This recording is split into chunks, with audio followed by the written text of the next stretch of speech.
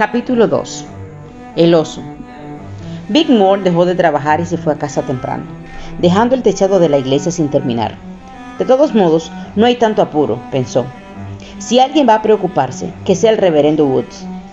Se esperaba que el tiempo se mantuviera bueno y, además, él tenía otras cosas en que pensar.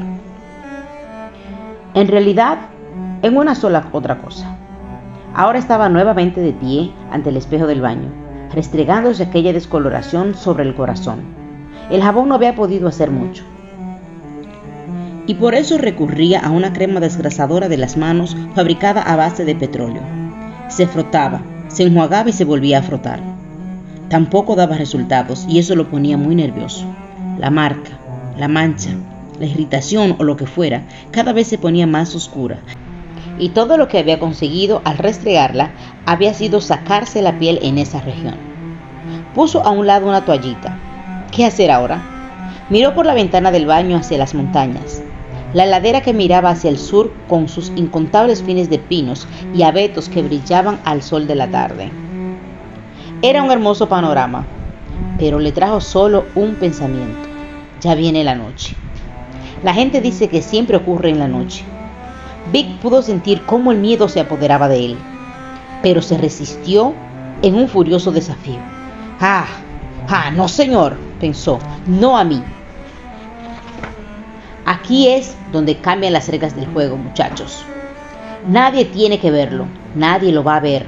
Lo que es más importante, Big Moore no se va a hundir. Nunca he tenido miedo a nada, nunca he permitido que nadie me tome el pelo y no voy a hacerlo ahora. Con esa decisión, se secó el pecho con una toalla y se puso una camisa.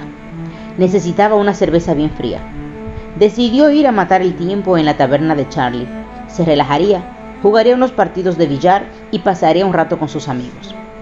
Fue el domingo a recoger su billetera. Luego se detuvo a mirar el pequeño gabinete que había junto a la cama. Caminó hacia allá. Abrió de un tirón el cajón superior y sacó su pistola calibre .357. ¿Cómo podría llevarla sin que nadie se diera cuenta? Andar con un arma en aquellos lares no era extraño.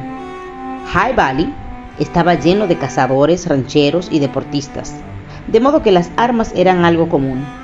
Pero sus amigos le preguntarían y entonces tendría que entrar a explicarles. Quizás pensarán que tenía miedo de algo. Puso la pistola en una suave funda de cuero que sujetó al hombro y la disimuló bajo su chaqueta. Usar chaqueta en estos días da calor, sonaba a barbaridad, pero Big Moore quería estar preparado. Eran las 3 cuando Tracy Ellis, sin su uniforme y con el mismo traje que había usado esa mañana, firmó la salida del Jeep Cherokee del condado e inició la marcha con Steve hacia el sitio del ataque. La distancia desde West Fork hasta el pueblo de Hyde Park, siguiendo el camino de High River, era de 48 kilómetros y le tomaría unos 40 minutos. Luego, siguiendo por el deteriorado camino maderero hasta el sendero de la Escala, eran otros 18 kilómetros y les tomaría otra hora. Y el trecho hasta el lugar del campamento les tomaría 1 hora y media más. Así que esperaban llegar a su destino poco después de las 6, lo que les garantizaba suficiente luz diurna para investigar el sitio y descender antes que oscureciera.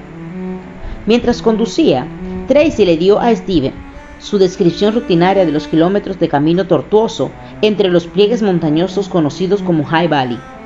A él le pareció que aquella pequeña lección de historia les resultaba útil para aclarar su mente y emociones, por lo cual se sintió agradecido. West Fork, donde estaban las oficinas del condado Clark, fue nombrada así por su ubicación, le dijo Tracy. El pueblo fue edificado primero donde la bifurcación occidental del río High River se unía con la corriente principal en su laberinto recorrido hacia el sur. Alguna vez había sido un pueblo pujante, pero ahora luchaba por una razón que justificara su existencia sin la mina y la industria de madera que lo había levantado y le había dado vida por tanto tiempo. Steve notó que en el centro del pueblo tenía edificaciones de ladrillos que parecían de comienzos de siglo. Sus aceras estaban agrietadas y hundidas, y sus calles tenían una irritante cantidad de huecos. Hacía tiempo que aquello había sido mejor, pero la prosperidad, al igual que un amante inconstante, se había ido, y sus promesas de volver nunca se cumplieron. En sus mejores tiempos, dijo Tracy, West Fork Era una estación para los lanchones que venían río arriba en busca de madera para los molinos corriente abajo y para transportar mercaderías y personas, mayormente exploradores. Había sido una verdadera fiebre del oro. Es difícil creerlo ahora, pero West Fork en un tiempo tuvo más de 20,000 habitantes. Entonces ocurrió que a principios del siglo el oro desapareció y con él la gente. Ahora, continuó diciendo, la población se mantiene en unos 3,000 que viven de una pequeña mina, algunos transportando madera, otros en el gobierno del condado y unos poquitos viajando los 48 kilómetros por el paso de Johnson hasta el próximo condado de Oak Spring, la ciudad importante más cercana. Steve y Tracy solo tuvieron que andar unas pocas cuadras y cruzar un puente sobre el río High para estar fuera del pueblo. De allí, siguieron la carretera de High River hacia el norte por la ruta del río hacia la Soledad. Aquí comenzaban los bosques norteños, una ondulante cadena de montañas y bosques madereros, alterada a veces por áreas taladas pero a menudo serena con verdes praderas a lo largo del tortuoso río. High Valley era la principal extensión que separaba las montañas, y desde allí partían otras quebradas, barrancos y profundos y sombreados valles que se extendían hasta los cerros, cada uno con su propio arroyuelo homónimo donde los alces y los venados venían a abrevar y los coyotes merodeaban por las noches. En lo alto de los valles, algunas rocas escarpadas formaban farallones altos como torres, desgastadas a través de los siglos, con árboles tenaces que crecían aprovechando cualquier grieta disponible. Es un área de quietud y cierta majestad, pensó Steve, lo que uno espera encontrar en estas soledades. Bueno, casi soledades.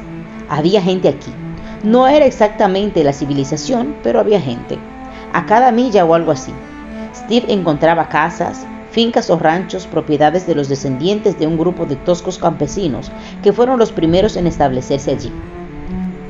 Esta era gente, pensaba Steve, que tenía su propia forma de hacer las cosas, y le gustaba mantenerse distantes de las grandes ciudades, de los grandes grupos y de las ideas rígidas. Vivían en cabañas de troncos que apenas no se caían, chozas deterioradas y tambaleantes, y casas rodantes que crujían bajo el peso de agregados al techo, paredes y colgadizos. ¿Cómo se las arregla esta gente para sobrevivir?, preguntó Steve. Hacen lo que sea, contestó Tracy. Algunos son leñadores, otros mineros, algunos practican el trueque. También hay los típicos artesanos de industria casera y personas que reciben ayudas públicas, pero ellos viven aquí porque quieren. High Valley se te mete en la sangre, de veras que sí. De seguro que cada residente tenía que tener su propia historia, su propia respuesta a por qué vivía allí. A lo largo del camino, Steve pudo ver varios indicios. Los vastos y verdes pastizales con troncos centenarios que se veían negros y podridos, y 20 o 30 cabezas de ganado pastando plácidamente. Viejos equipos madereros, pescantes de grúas y deslizadores de troncos, talleres y cobertizos de metal con máquina todavía en servicio, establos para caballos y prados, sus habitantes disfrutando de plena libertad en hectáreas de verde, golpeando el aire, persiguiendo el viento, platos de satélites, levantándose como hongos, mirando aquí y allá, áreas de quema ennegrecidas, donde los matorrales secos habían ardido para dar paso al verde de la primavera, un aserradero medio escondido detrás de una montaña de aserrín, una I griega en el camino llamado Abel, con una lúgubre taberna ofreciéndose a la venta, una estación de gasolina con una sola bomba y un almacén de provisiones con un letrero de Coca-Cola todavía ofreciendo la bebida en botellas de vidrio. En la Y, un modesto anuncio de color verde indicando Nugget 5, Yellowknife 9, High River 15, todos hacia la izquierda. Una vuelta a la derecha llevaba a Nelson Creek Road y de allí a Hinders 12. Un anuncio chillón hecho a mano invitaba a visitar el Randy Inn al final del camino, donde usted puede servirse las mejores hamburguesas del mundo y pescar en el estero Nelson. Luego las montañas se juntaban, el valle se hacía más estrecho y se pasaba a través del Nugget y Yellowknife. Tristes poblados levantados con esperanza que nunca dieron resultados por las personas porfiadas que permanecieron escondidos como hierbajos en los rincones y grietas de estas montañas. Subiendo por la empinada ladera de Nugget estaban las minas, sus oscuros portales horadados en la montaña y un tetraplén de basura desmenuzada y reseca. El interior de la montaña, desparramada justo debajo de ellos, retenida con una red de estacas de madera vieja. Yellowknife era una aldea pequeña, incrustada en una garganta de roca tan estrecha que los edificios tenían que montar a horcajadas sobre el arroyo por el cual venía el oro. Así ocurría con los pueblos mineros de High Valley, rodeados de empinadas montañas. Estos pueblos solo podían crecer a lo largo, corriente arriba o corriente abajo, con espacio para una sola calle longitudinal que los conectaba con el mundo exterior. El último de estos dos pueblos, más allá de donde la carretera pavimentada se convertía en polvo y piedras, era High River. A principios de siglo, dijo Tracy mientras disminuía la velocidad para entrar al pueblo, vivían aquí unas 2,000 personas. Viendo el pueblo como estaba ahora, era difícil de creer, pensó Steve. En las afueras, agrupadas unas junto a otras y ocupando cualquier espacio por pequeño que fuera entre el camino y la ladera de la montaña, se levantaban modestas viviendas, casas básicas con techos de metal para protegerse de la nieve del invierno y escaleras instaladas permanentemente para alcanzar las chimeneas. Las casas no tenían patio, solo áreas abiertas de cascajos y desechos de la mina donde quiera que no hubiera alguna construcción. Frente a un lugar, un viejo camión había sido dividido en dos. La parte de atrás ahora era un remolque. La mitad del frente era, una parte delantera que había perdido su parte de atrás y su futuro. Al otro lado del camino, exactamente en la margen del río, había dos viejas tiendas, una al lado de la otra. Cascarones vacíos, hundiéndose y cocinándose el sol. Sus ventanas parecían de vidrio y la pintura en pleno proceso de descascararse. En algún tiempo, una había sido un restaurante o un bar, a juzgar por el letrero luminoso en el frente, ahora reducido a un desnudo marco y unos pocos mellados fragmentos. La otra pudo haber sido una tienda de comestibles o una ferretería. Ahora estaba pintada con grandes láminas de madera. No había letreros, ni carteles, ni siquiera algo escrito en las paredes. Posiblemente nadie quiso tomarse la molestia de dejar un mensaje, pues posiblemente nadie se tomaría la molestia de leerlo. ¿Cuánta gente vive ahora aquí?, preguntó Steve. Quizás unos 300. Son muy poquitos, pero unidos. Ya lo creo. El estrecho valle se ensanchó, lo mismo que hizo el pueblo. Pasaron ante pintorescas y antiguas casas, ascendiendo por la empinada ladera de la montaña. Allá arriba, reposando como una gallina sobre sus polluelos, había una pequeña iglesia con una torre de aguja. Tracy señaló hacia el enorme edificio de concreto que se veía al otro lado del río. La compañía minera Hyde. La razón de existencia del pueblo. Steve quedó impresionado. El edificio era imponente, especialmente para esa región. Tenía a lo menos 5 pisos de alto, con rampas, túneles, muelles de carga y descarga y chimeneas. Era obvio que en algún tiempo la compañía minera Hyde había sido floreciente, pero ahora se veía casi abandonada. ¿Cerraron? No, dijo sonriendo. Están mal, pero no han cerrado. Hoy en día el costo de trabajar la extracción del oro y la plata ha puesto a la compañía en un verdadero aprieto. Están las regulaciones del gobierno, las preocupaciones por el medio ambiente, la competencia extranjera. No es fácil obtener ganancias, pero la compañía todavía es dueño de la mayoría de las propiedades por aquí, y High River sigue siendo un pueblo de la compañía aun cuando no queda mucho de ella. Llegaron al centro del pueblo, donde unos cuantos comercios se agrupaban en torno a un alto de 4 vías. A la derecha había una ferretería, y cruzando la calle una gasolinera con 2 brillantes bombas de gasolina enfrente y un letrero nuevo de Chevron. A la izquierda estaba la taberna de Charlie, un viejo bar y restaurante que seguía siendo fuerte, a juzgar por los vehículos de trabajo estacionados afuera. Tal parece que a la taberna de Charlie todavía le va bien, comentó secamente Steve. A esta hora cierra la mina, explicó Tracy. Tiempo para que todos los muchachos se detengan y se den unos tragos. Steve sonrió mientras pasaban la intersección. Junto a la taberna estaba el negocio de Denning, con las ventanas oscurecidas con papel blanco y un inmenso letrero anunciando que en una semana tendría lugar la gran inauguración. ¿Gran inauguración? Bueno, el pueblo no parecía estar tan mal, pensó Steve. Pero en este pequeño lugar, una gran inauguración parecía ser algo intrascendente. Más allá de los negocios, volviendo al camino principal, había casas y talleres, apiñados en un espacio limitado, separados por estrechas franjas de suelo rocoso. Algunos buenos intentos de tener césped y una cerca ocasional hecha de cualquier cosa, desde desperdicio de la mina hasta tambores de petróleo. Había unas pocas casas hechas de piedra, pero la mayoría era de madera. Casi todos tenían techo de láminas de metal. Yo crecí aquí, dijo Tracy abruptamente. No bromeo, reaccionó Steve, volviéndose a verla. No bromeo, dijo, indicando un chalecito blanco con un techo de lámina de metal rojo, ubicado junto al camino y con unos 2 metros de patio. Aquella era mi casa. ¿Qué le parece? Una lugareña. ¿Dónde vive ahora? Ah, en el valle, pero no aquí, contestó. Y Steve pudo captar el tono. He podido conseguir un pequeño lugar allá arriba de la carretera Nelson Creek. ¿Recuerda la Y en Able? Allí tomo a mano derecha y llego a Hinders.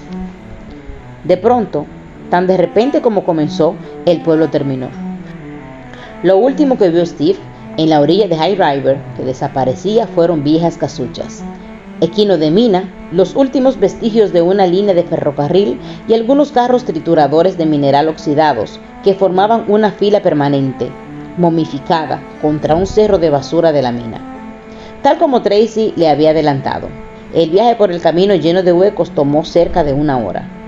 Cuando estacionaron el jeep en la base del sendero de la escalera, Steve vio la camioneta de su hermano con el remolque para acampar, todavía allí. Suspiró apesadumbrado. No creí que el vehículo todavía estuviera aquí, dijo frotándose sus ojos cansados. Tendré que ver qué se ha llevado de aquí. Ya se está haciendo, dijo Tracy al momento que salía del jeep. La madre de su cuñada está haciendo los arreglos para que uno de sus sobrinos venga a buscarlo. Steve miró al cielo, comprobando repentinamente el tiempo que quedaba de luz diurna. Bueno, agarre su rifle y vamos. Quiero estar seguro que dispondremos de suficiente tiempo para examinar esto. Después del largo viaje que Steve había hecho, sus piernas se sintieron agradecidas de poder caminar y sus pulmones se llenaron con el ejercicio de subir la pronunciada pendiente hasta lo alto de Wells Creek. Tanto él como Tracy llevaban un rifle y un arma de cinto. No estaban seguros que fueran a encontrar al oso número 318, pero tenían que estar preparados en caso de que lo encontraran. A medida que subían, hablaron poco. No querían hacer nada que pusiera al tanto al oso pardo de su aproximación. Si el 318 estaba en el área, querían que permaneciera ahí, querían encontrarlo. Estuvieron subiendo por más de 1 hora en medio de una densa vegetación hasta que al aproximarse al borde de la colina, el área se abrió en una amplia pradera sembrada de rocas. Steve miró hacia el sur. La vista de High Valley era conmovedora.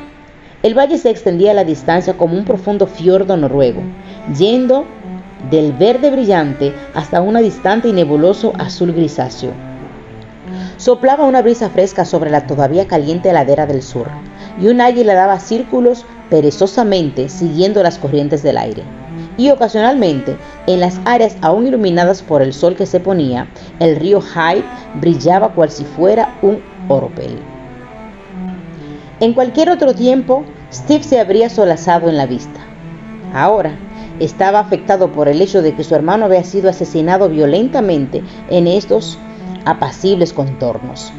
El campamento está un poco más adelante, dijo Tracy con voz suave. Aminoraron la marcha, escucharon, miraron, olieron. Steve examinó las marcas en la tierra, buscó huellas, excremento de oso, rastros de garra, huecos en el suelo, cualquier cosa que pudiera indicarle la presencia de un oso en el lugar. Examinó numerosas huellas de alces o venados.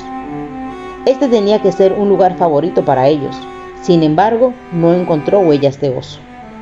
Su ojo captó un brillante chispazo azul. Miró cerro arriba, a través de una expansión rocosa. Allí había una tienda, levantada en el costado del cerro. Una pequeña tienda tipo iglú de tela sintética de color azul.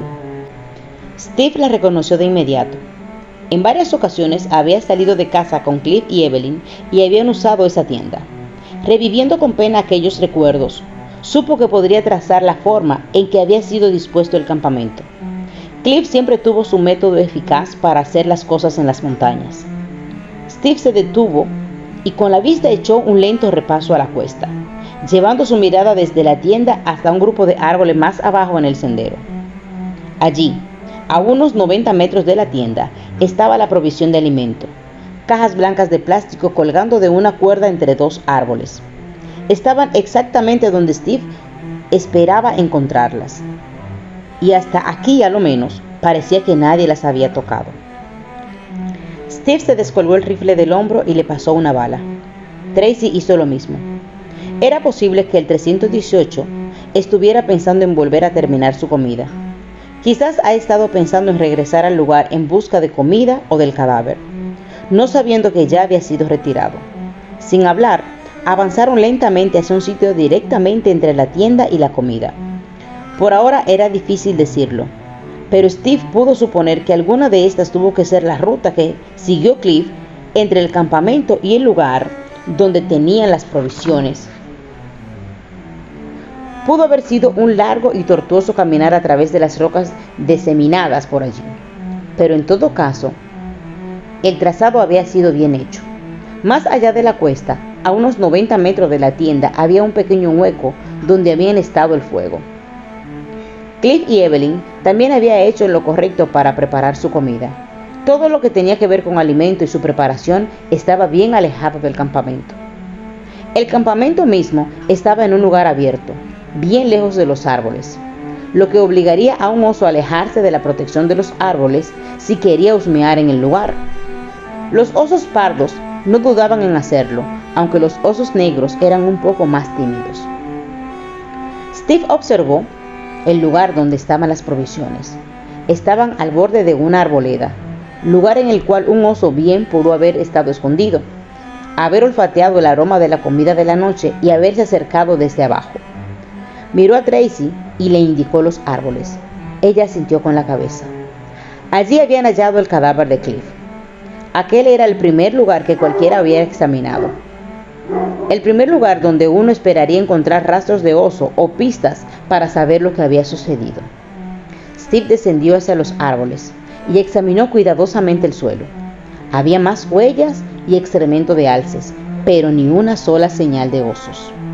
Los dos árboles donde Cliff había puesto la cuerda estaban a corta distancia hacia arriba, exactamente debajo de la parte más densa de los árboles. Uno tenía la copa quebrada, de igual manera que otros dos en la arboleda inmediatamente debajo. Steve pensó en lo extraño que era aquello. Debe de haber sido provocado por un viento huracanado, aunque parecía haber ocurrido recientemente, ya que la madera quebrada estaba todavía fresca. Steve se aproximó lentamente, escuchando y mirando, pero no había ningún ruido ni ningún movimiento. Se detuvo por un momento. Pudo ver sangre en el suelo y en uno de los troncos de los árboles, sangre seca y café. El pasto en esta área se veía opaco y el suelo arañado y en desorden.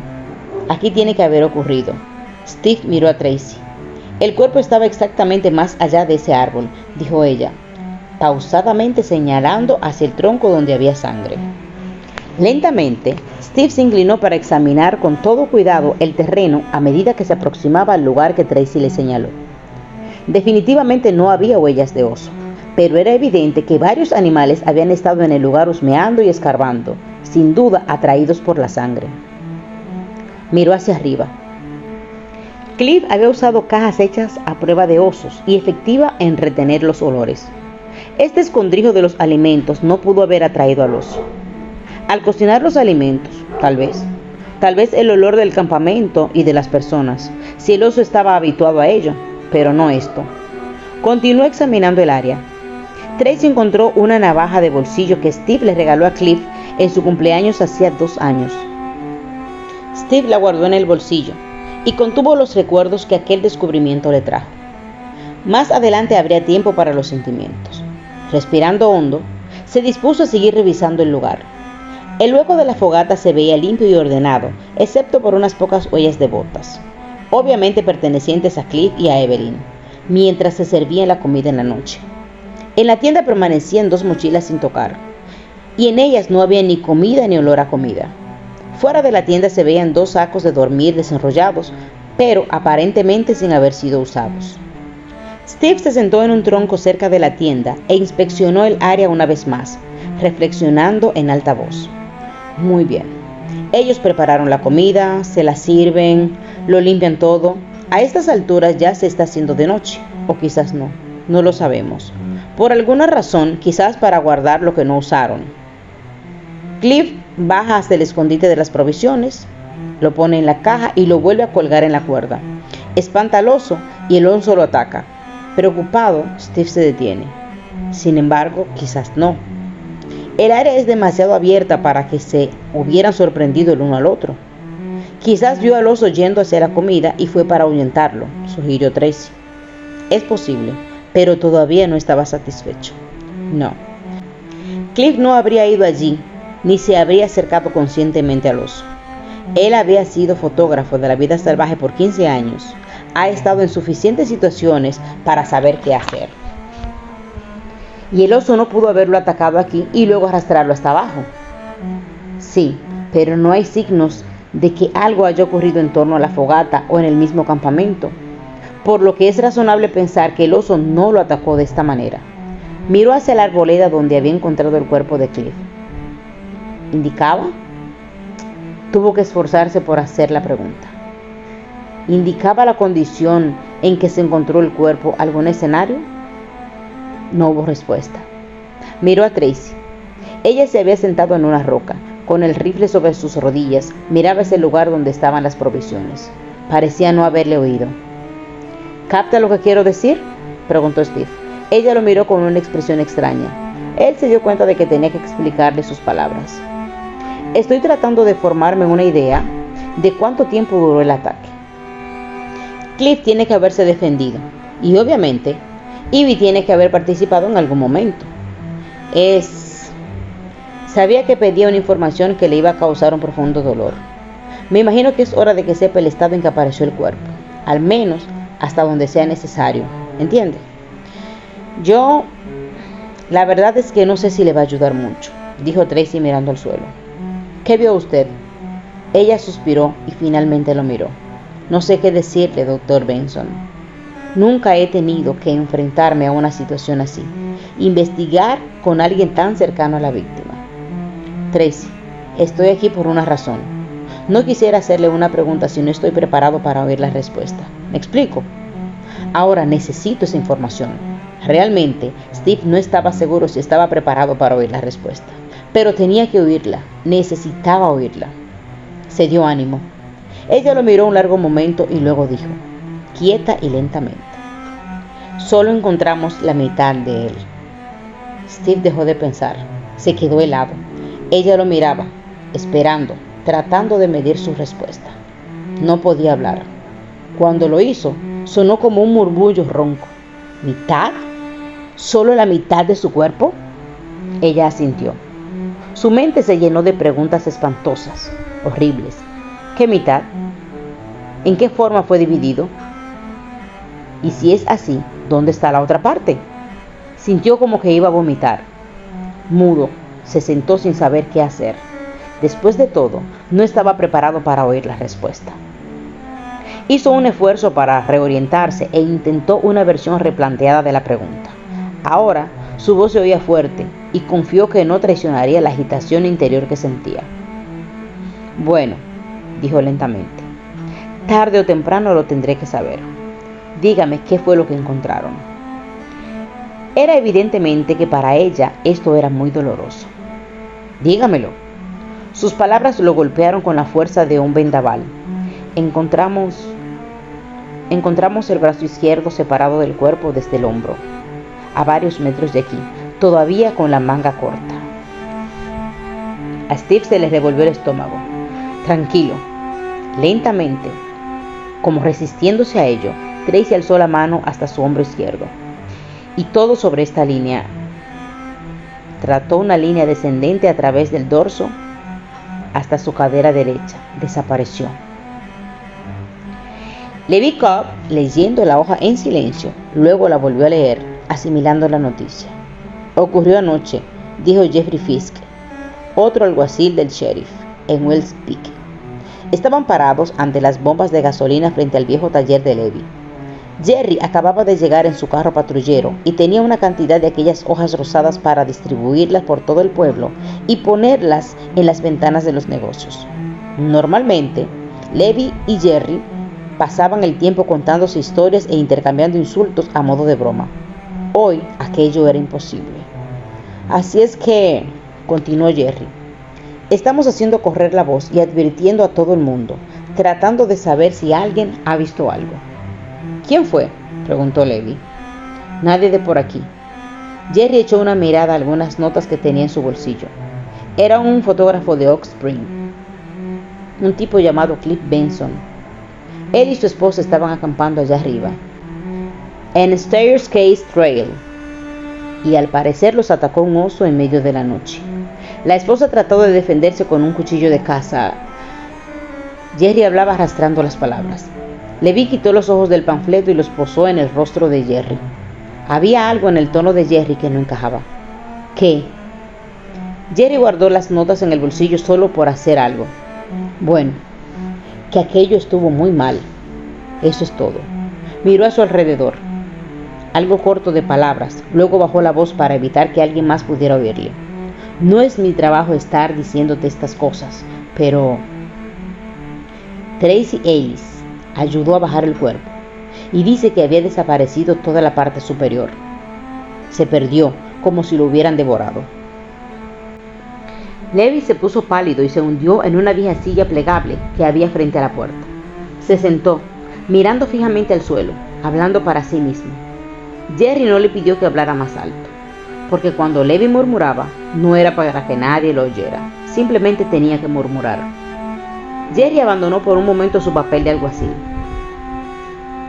Que esto quede entre tú y yo, y la bomba de gasolina, pero estoy teniendo algunos problemas con esto, y creo que Tracy Ellis también.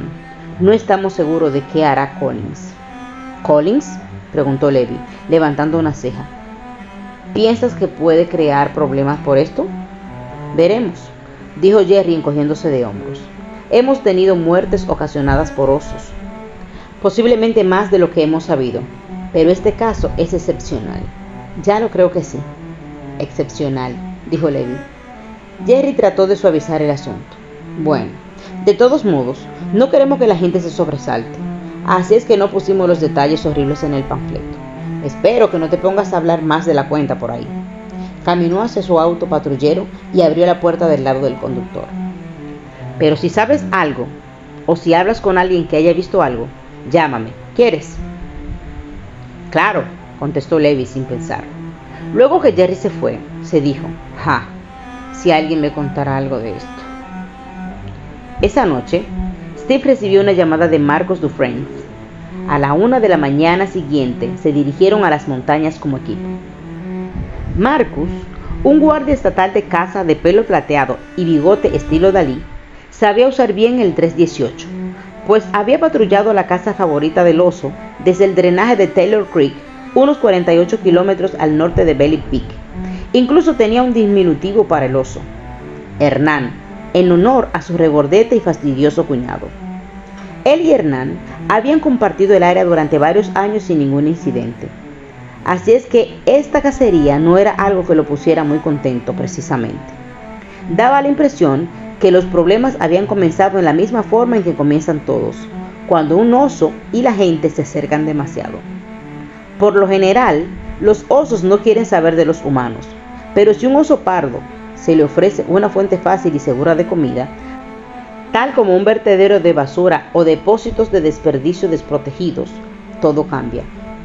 Herman le había perdido el miedo a la gente y había empezado a reclamar sus porciones de desechos, por lo cual se había tornado peligroso.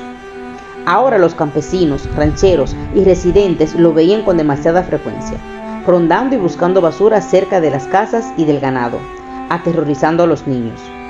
Cuando ocurrió el ataque en Wells Peak, Marcus estaba planeando precisamente cómo poder ponerlo a dormir y llevarlo a otro lugar. De pronto, sacar a Armand de allí había dejado de ser una opción. Tampoco ayudaba mucho a Armand su tamaño.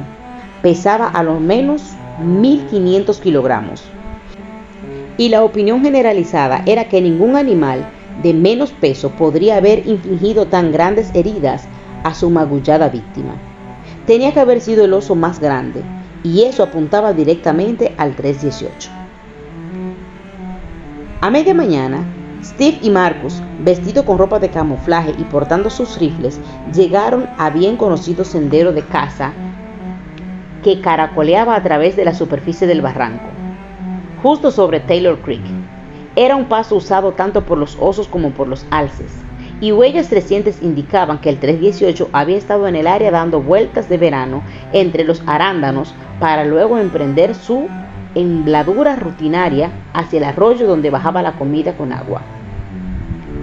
En la parte baja del sendero de caza, a lo largo del río, Steve y Marcus esperaban encontrarse con el viejo oso pardo, contraviniendo todas las reglas regulares de los campistas.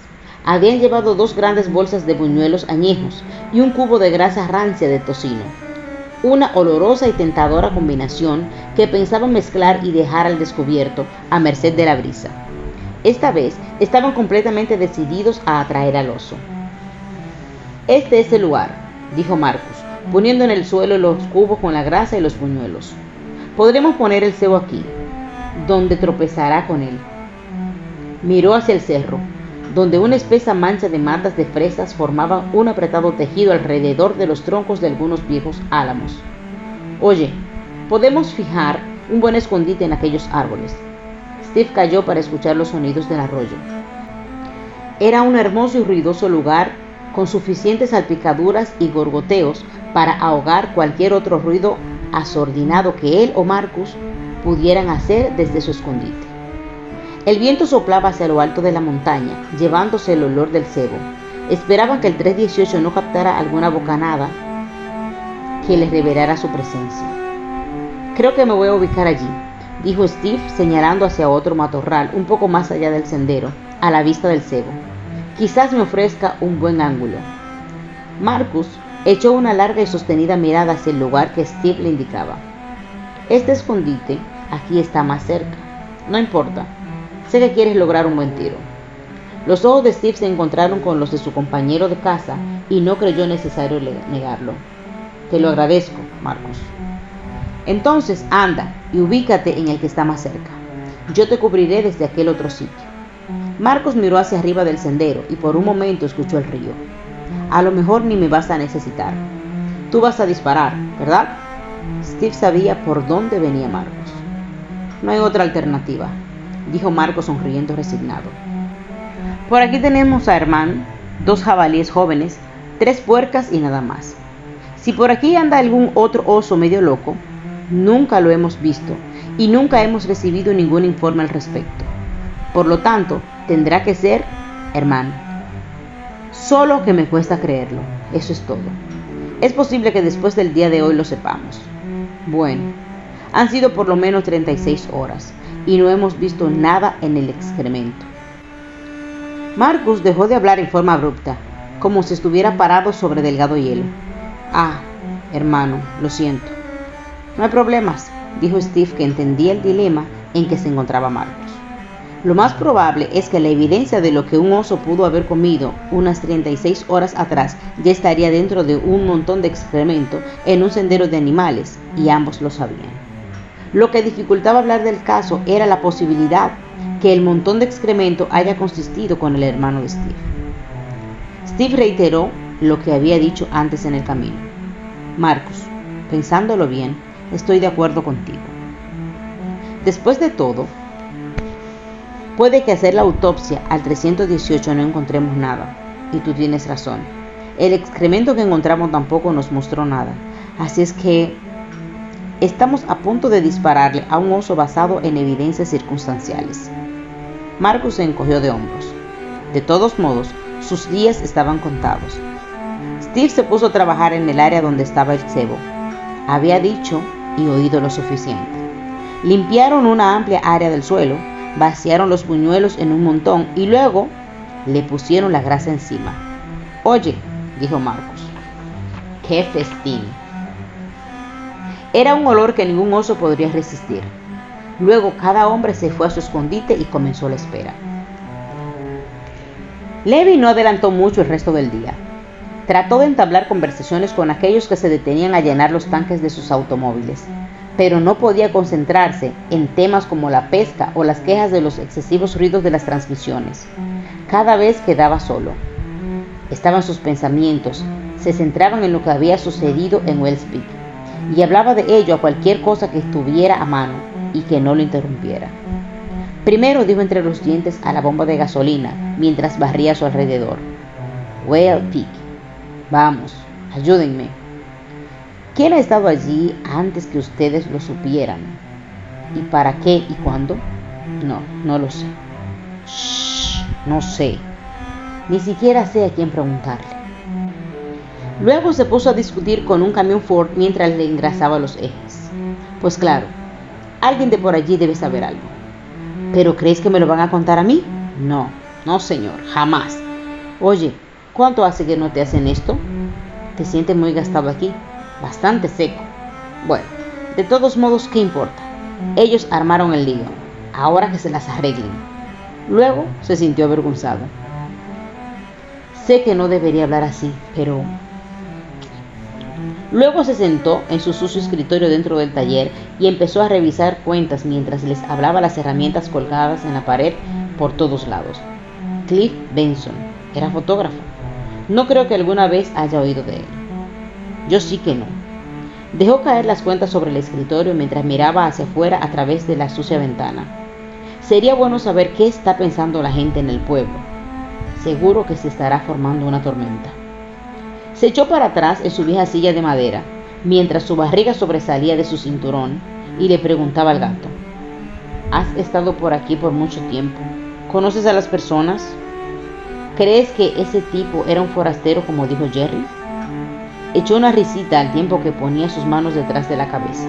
«Bueno, te apuesto a que voy a tener problemas con eso». Luego se obligó a trabajar en el camión escalera de la compañía telefónica, aun cuando no podía hacer otra cosa que hablar de aquel forastero, Cliff Benson. «No creo que un forastero se lo comerían así, ¿entiendes?», preguntó al eje trasero en el cual estaba trabajando. «Por aquí te ganas algo como eso, lo que significa que no puedes ser un forastero.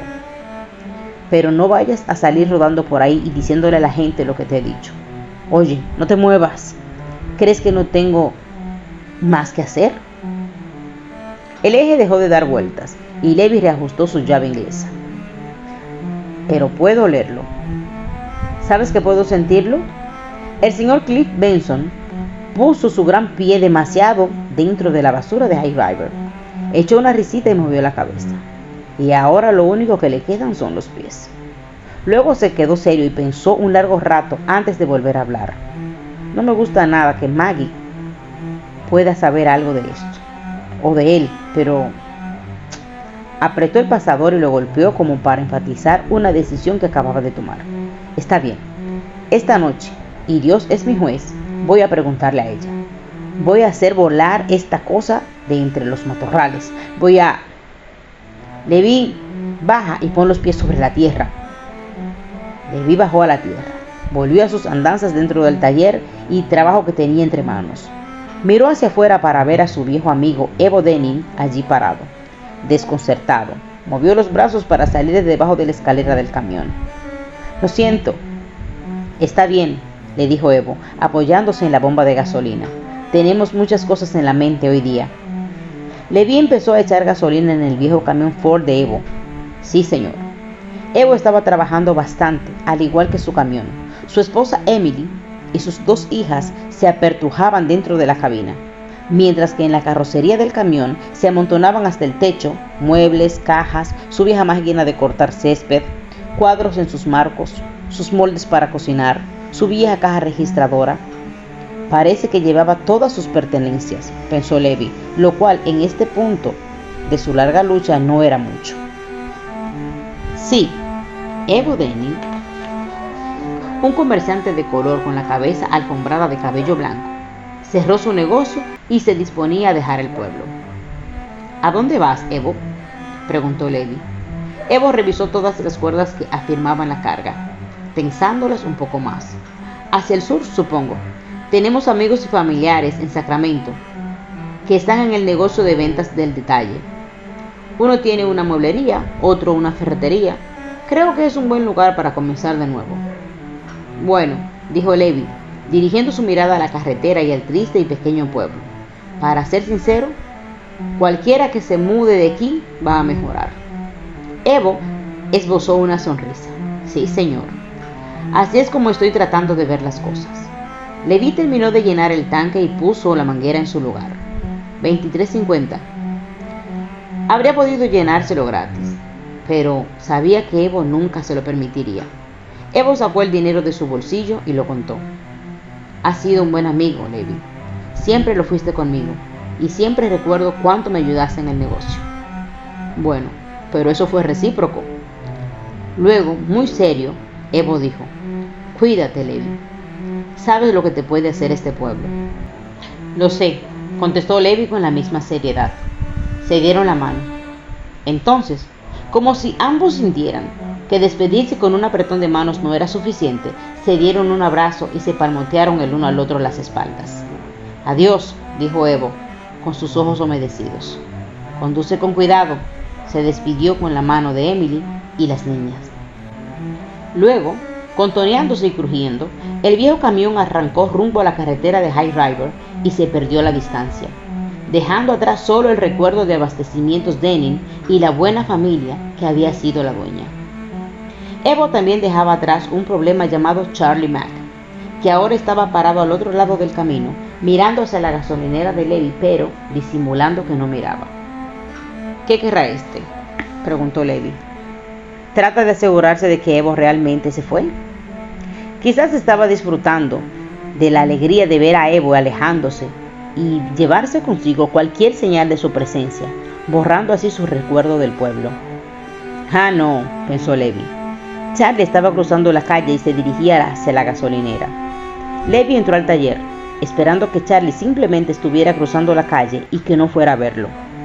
Aunque Levi a menudo almorzaba en la taberna, Charlie nunca le compró gasolina a él, ni le llevó el auto para que lo reparara, ni le dio algún otro trabajo que Levi recordara.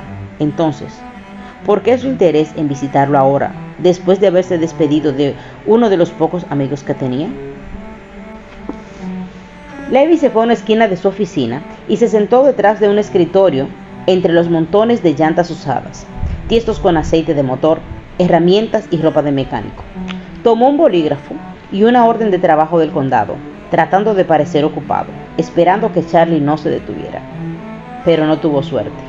A través de la ventana sucia pudo ver a Charlie acercándose por entre las bombas de gasolina. Se dirigía a la puerta. La puerta estaba abierta, pero Charlie se detuvo antes de entrar y golpeó. Levi intentó una actitud amable antes de contestar. ¿Sí? Charlie asomó su cabeza calva. Levi observó que no se veía tan feo, pero de todos modos no era ningún placer verlo. O sus gruesos anteojos estaban torcidos, o lo estaba su cara, pero ambos nunca estaban en línea. ¿Qué tal, Levi? Su sonrisa también era un poco torcida. ¿Mucho trabajo? No, solo tratando de aparentar, pensó. ¿Qué pasa, Charlie? Con las manos en los bolsillos, Charlie entró y se dirigió hacia el escritorio de Levi. Se mantuvo en silencio por un largo momento, lo que era evidencia de que le costaba decir lo que quería. Levi, lejos de sentirse cómodo, no le ayudó, sino que lo miraba, esperando. Tú viniste a mí, así que habla. Ajá, dijo finalmente Charlie. ¿Cómo va todo? Levi disfrutaba viendo a Charlie cómo se retorcía, tanto que hasta se sentía un poco culpable. En respuesta a la pregunta de Charlie, solo asintió con la cabeza, como queriendo decir que le iba bien. ¿Y cómo se ha perfilado el nuevo almacén de provisiones? Charlie pareció haberse dado cuenta de que la pregunta no era muy amistosa. Daba la impresión de no saber cómo contestarla. Bueno, estamos trabajando en eso. Veo que se anuncia una gran inauguración. Sí, la semana que viene, si Dios quiere. Supongo que irás a pintar un nuevo nombre en el frente. Ahora era Charlie el que miraba sin rumbo fijo. Bueno, a lo mejor, no estoy seguro. Siéntate. Me estás poniendo nervioso. Charlie miró a su alrededor en busca de una silla hasta que dio con una plegable de metal con el nombre de Taller Cobb impreso en el respaldo. La acercó al escritorio y se sentó. Levi, quizás ahora finalmente estaría en materia. ¿Sí, Charlie? Escúchame. No es que me esté metiendo en lo que no me importa o algo parecido. ¿Entiendes, verdad? Pero oí que has estado durmiendo en la casa móvil que está detrás de tu casa. Levi miró por encima de sus anteojos. No podía ver muy bien haciendo eso, pero sintió que daba a su respuesta un buen énfasis. Si no te estás entremetiendo, alguien lo está haciendo por ti. Oye, no es como crees. ¿Y cómo es entonces? Bueno, todos saben que de vez en cuando tú ayudas a algunas personas y las llevas allí, ¿entiendes? Levi dejó a un lado la orden de trabajo en la que en realidad no estaba trabajando y se inclinó hacia atrás resueltamente. Charlie, ya me han preguntado acerca de Maggie y no tengo que andarle contando nada a nadie. Pero es que no estoy curioseando, Levi. Yo solo... De todas formas, no tengo nada que discutir, pero te voy a decir esto. Si Maggie Bly vino a mí porque no tenía dónde ir, sí, la ayudé, que es mucho más de lo que cualquiera de ustedes hizo esa noche. Eso dejó a Charlie helado. Le tomó un momento reponerse mentalmente. Y muchacho, estás nervioso, pensó Levi. Escucha, Levi. En realidad no me estoy metiendo en los asuntos de Maggie. No lo estoy haciendo. Pero tienes una idea. Quiero decir, solo por cuestión de información. ¿Qué pasaría de saberse... ¿Qué, Charlie? ¿Qué?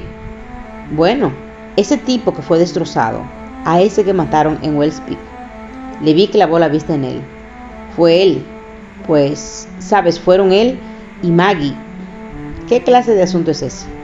Bueno, es que ella es la esposa de Harold. Con eso, Levi casi se echó a reír. Charlie, ¿estás asustado por algo? Charlie no dijo nada, pero Levi no creyó que Charlie pudiera negarlo, viéndolo cómo trataba de ocultarlo tan malamente. Estoy impresionado de que de repente los problemas de otras personas te preocupen a ti. Charlie realmente estaba agitando. Bueno, yo solo estaba preguntando. Levi quería tener a lo menos la última palabra. Charlie, tú sabes que mi mensaje es siempre el mismo. Cerró un ojo y con un dedo índice señaló al corazón de Charlie. Antes de que empieces a atormentarte por algún animal en aquellas montañas, deberías preocuparte mejor por el animal que tienes aquí. Ese es el que te va a matar. Charlie miró por la ventana para afuera y se revolvió en su silla. Luego musitó. Hacía mucho tiempo que no ocurría ese tipo de cosas. Levi miró la orden de trabajo y dijo, como sin pensar, «Oh, no hace tanto tiempo, ¿verdad?» Charlie dejó de mirar por la ventana y se volvió a Levi. «No hables de eso». No hace mucho tiempo», dijo Levi fijando los ojos en Charlie. «Y supongo que tienes miedo de que vuelva a ocurrir, ¿no es así?» «Está bien, olvídalo», replicó Charlie. Se levantó tan bruscamente que volcó la silla. «Sí, podría ser», dijo Levi, con indiferencia volviendo a mirar su orden de trabajo. «Olvídalo». Y diciendo eso, Charlie salió, pasó ante las bombas de gasolina y cruzó la calle. Levi se sentó solo, únicamente con sus herramientas para conversar. ¿Qué le dije mal? Estaba oscuro. Los mosquitos empezaron a aparecer, atacando cada pulgada cuadrada del cuerpo de Steve, tratando infructuosamente de encontrar un camino a través de todo el camuflaje y del repelente de insectos. Uno se puso a zumbar junto a su oreja y otro cerca de la frente, pero Steve no les hizo caso, ni se movió. Sus poderosos músculos eran firmes como piedra. Lo espeso del matorral y los árboles que lo rodeaban y lo ocultaban se mantenían absolutamente quietos. Estaba mirando a través de su rifle, el dedo firme en el gatillo, A unos 30 metros más abajo, en el sendero de caza, un oso pardo, su cuerpo grueso y pesado, la jiba de sus hombros muy pronunciada, había encontrado el cebo y ahora estaba escarbando y arañando entre los buñuelos con sus largas y blancas garras, virtualmente sorbiéndolas, lamiendo la grasa, roncando, lengüeteando, masticando. No era el oso más grande que Steve había visto, pero en sus 1500 kilogramos de peso, sin duda que impresionaba. Steve esperaba que el 318 se moviera un poco más lateralmente. Quería que el tiro le diera en el pecho, detrás de la pata delantera, debajo del centro, entre los pulmones y el corazón, para que lo mataran al instante. El oso se movió hacia adelante unos 30 centímetros o algo así, y Steve lo siguió a través de la mira telescópica.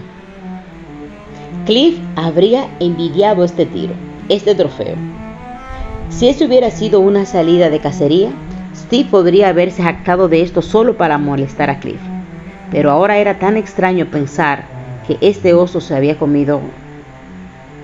Steve desechó todos los pensamientos, excepto por el oso que estaba viendo. Hermano, hasta aquí nomás llegaste. El oso se movió hacia adelante, caminando sobre los buñuelos. El pecho era ahora un blanco perfecto. Steve disparó. El rifle retrocedió con fuerza contra su hombro. Inmediatamente pasó otra bala y de nuevo tenía la mira al 318, cuando el oso caía a tierra. Otro tiro finalizó la faena en cuestión de segundos. En alguna parte en la oscuridad que caía sobre el lugar, pudo oír a Marcus que gritaba algo. Los tiros habían sido certeros. Por primera vez, Steve se movió, saliendo del escondite, su cuerpo adolorido y tembloroso. En cualquier otra cacería, este habría sido un momento supremo. Hoy no sentía la más mínima alegría. Marcus salió de su escondite con el rifle listo y se acercó al animal caído. Lo tocó con el cañón del rifle, luego se inclinó para leer la pequeña marca en la oreja. 318, informó. Es hermano. Aunque High Valley es bien conocido por sus minas de oro y plata, sus escarpados caminos y bosques de Wells Peak y Sandalhorse Mountain proveen una experiencia al aire libre excepcional para caminatas, giras, pesca y caza. Aunque hay rumores según los cuales High Valley registra más ataques de oso per cápita que cualquier otro lugar en los Estados Unidos. Tales rumores derivan más de la tradición de los hechos y no deberían tomarse demasiado en serio. De todos modos, siempre debe tenerse cuidado mientras se está en la montaña para evitar encuentros accidentales con los osos. Permanezca siempre en los caminos y tome precauciones con la comida. De un folleto local de viajes hacia 1970. Había un oso llamado Old Scar que vivía allá por el desfiladero Tyler. Old Scar se comió a Jack Friday, lo sé. Jack fue allá a pescar y nunca regresó, y todo lo que encontramos de él fue su caña y una de sus botas. Pudo haber sido Old Scar el que se comió a Jules Howard y quizás se comió también a esa cocinera que tuvimos, ¿cómo se llamaba? Nancy, creo. Lejos de los árboles, alguien encontró su delantal y parte de su pie, pero nada más. Sí, siempre ha sido así. Homer Bedlow, minero retirado, en una entrevista grabada, transcrita en las memorias de High River por Phil Staten de 1965.